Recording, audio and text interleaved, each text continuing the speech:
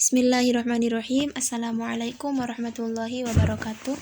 Nama saya Ulfatul Zuhro, NIM U2019-1052.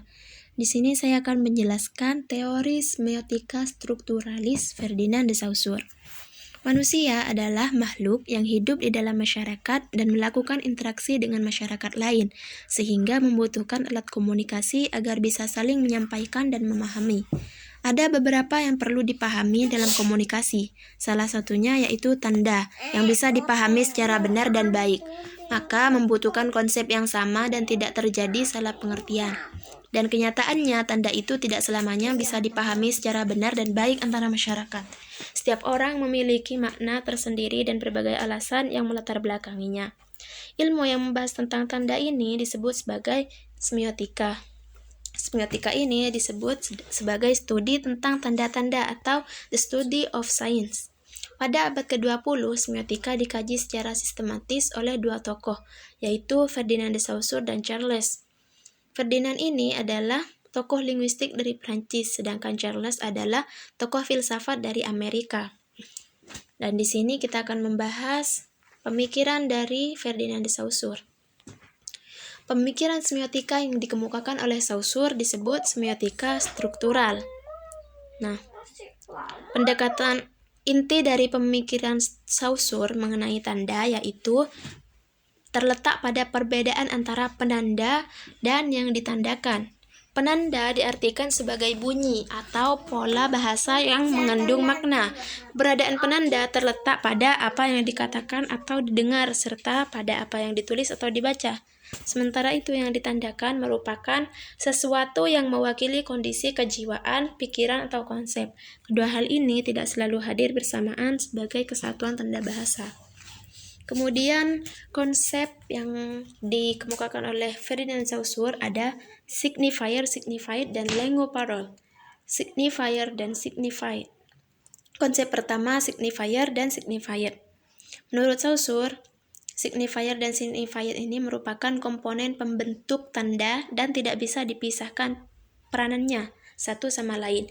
Signifier atau disebut juga signifier merupakan hal-hal yang tertangkap oleh pikiran kita seperti citra bunyi, gambaran visual, dan lain sebagainya. Sedangkan signified atau yang disebut signify merupakan makna atau kesan yang ada dalam pikiran kita terhadap apa yang tertangkap. Jika ditinjau dari segi linguistik, yang merupakan dasar dari konsep semiologi Saussure, perumpamaannya bisa dianalogikan dengan kata benda, yaitu pintu. Pintu secara signifian merupakan komponen dari kumpulan huruf, yaitu P, I, N, T, U. Sedangkan secara signify dapat dipahami sebagai sesuatu yang menghubungkan satu ruang dengan ruang yang lain. Kombinasi dari signifiant dan signify ini yang kemudian membentuk tanda atas pintu, bukan sekedar benda mati yang digunakan oleh manusia. Kemudian yang kedua adalah language dan parole.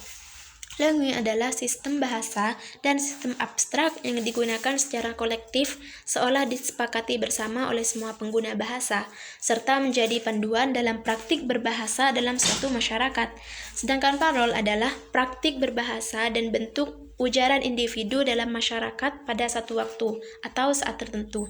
Saussure menjelaskan bahwa language bisa dikatakan sebagai fakta sosial dan menjadi acuan masyarakat dalam berbahasa, yang juga berperan sebagai sistem yang menetapkan hubungan antara signifiant dan signify.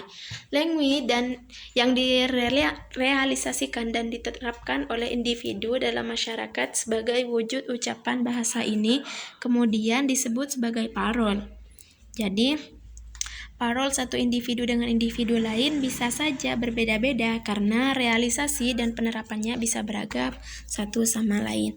Jadi intinya Saussure mengartikan semiotika sebagai ilmu yang mengkaji mengenai tanda sebagai bagian dari kehidupan sosial.